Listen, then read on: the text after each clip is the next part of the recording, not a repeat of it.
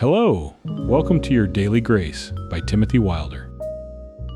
Foundation Series, Episode 12. What Grace is. Grace is the divine source behind salvation.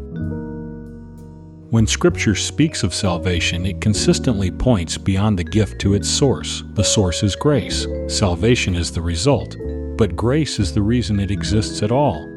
Before there was any human response, any spiritual awakening, or any change in us, there was the gracious heart of God moving first.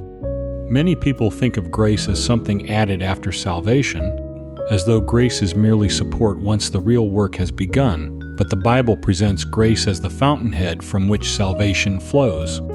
Grace is not the effect of salvation. Salvation is the effect of grace. Paul states it plainly. For by grace you have been saved through faith, Ephesians 2:8. The emphasis is clear. Grace is the cause. Salvation comes because grace initiated it. Faith receives, but grace originates.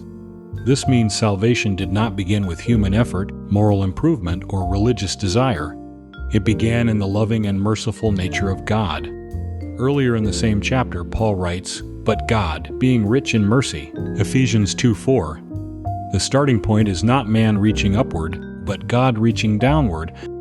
Titus echoes the same truth, not because of works done by us in righteousness, Titus 3:5. Human righteousness did not create the source. Human effort did not trigger divine action. Grace stands behind it all as the initiating power of God's kindness. Understanding this changes how we view our relationship with God. We are not the authors of rescue. We are recipients of grace. The foundation was laid by God long before we understood our need. Grace is the wellspring. Grace is the motive. Grace is the divine initiative from which salvation comes. Everything that follows begins there. Thanks for listening.